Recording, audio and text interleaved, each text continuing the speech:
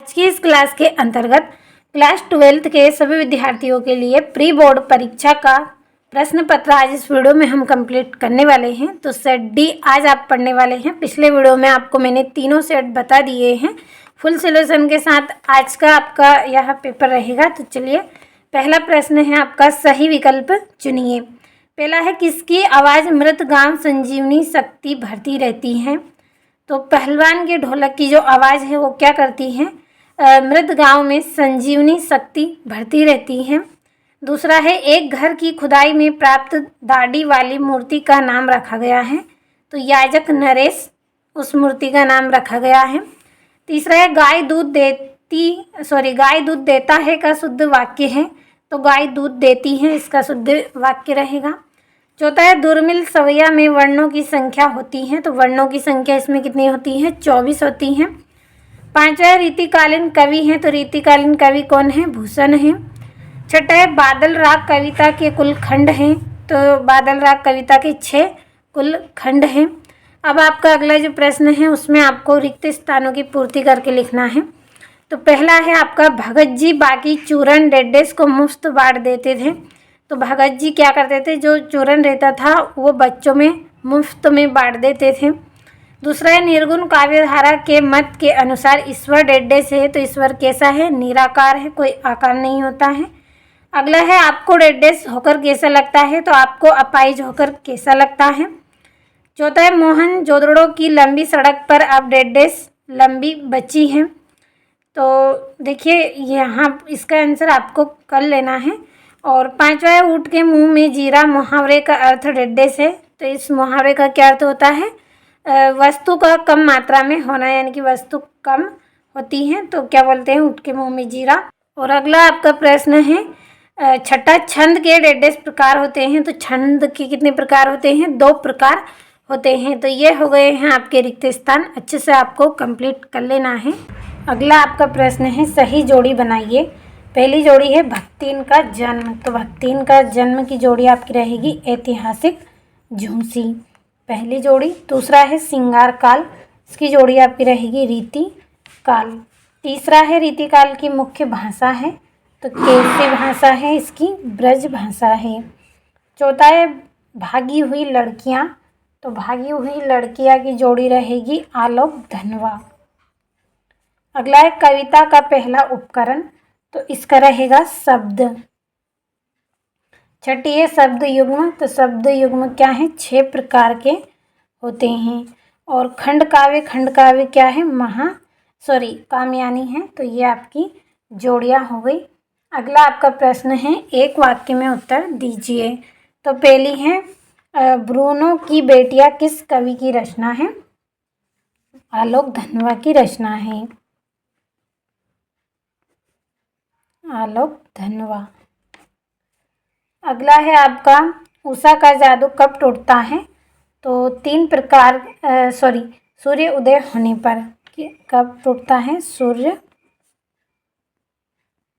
उदय होने पर टूटता है। अगला है, शब्द गुण कितने प्रकार के होते हैं। तो शब्द गुण 3 प्रकार के होते हैं,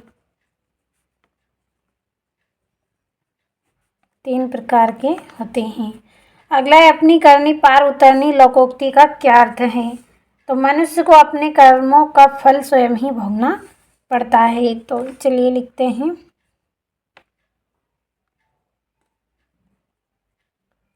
मनुष्य को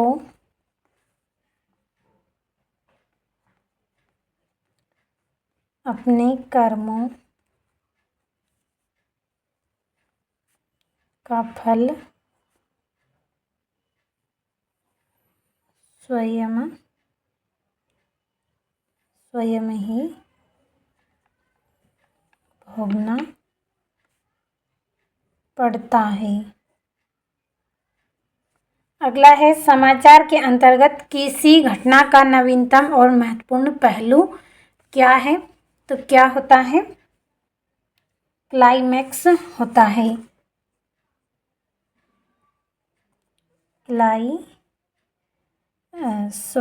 यहाँ पे लिखेंगे क्लाइमैक्स।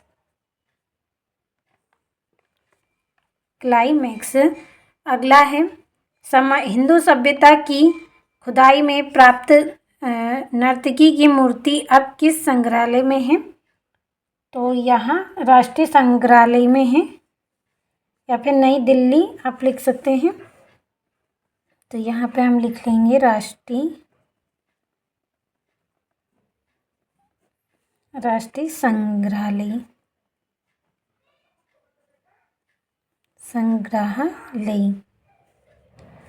अगला है श्रम विभाजन किस समाज की आवश्यकता है? आधुनिक सभ्य समाज की।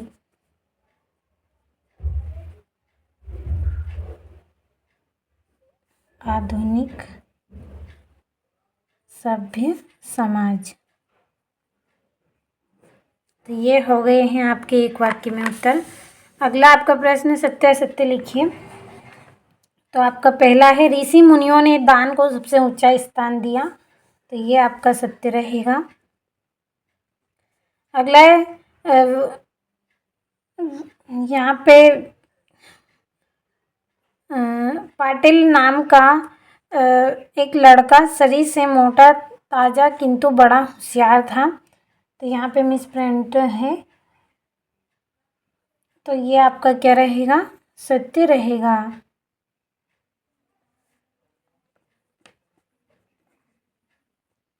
अगला है अपनी अपनी डपली अपना अपना राग, यह लोकोक्ति है। तो ये आपका असत्य है।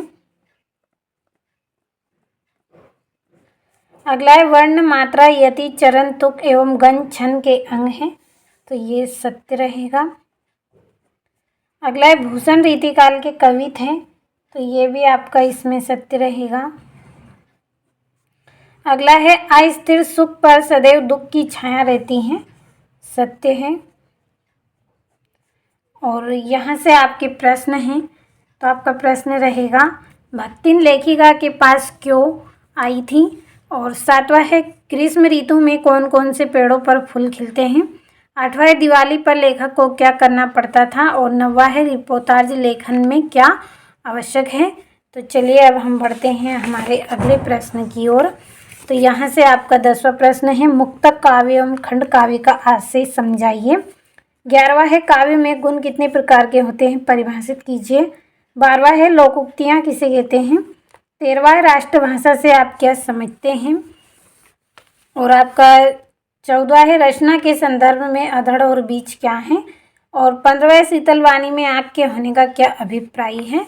और ये आपका 16वां है आपठित गद्यांश दिया गया है आपको, तो अच्छे से कंप्लीट कर लेना है। चलिए अगले प्रश्न की ओर बढ़ते हैं। यहाँ से है आपका अथवा, और ये आपका 17वां प्रश्न है। फिर आप गोरखपुरी और तुलसीदास जी का काव्यगत परिचय करना है आपको। इसी तरह से आपका 18वां है।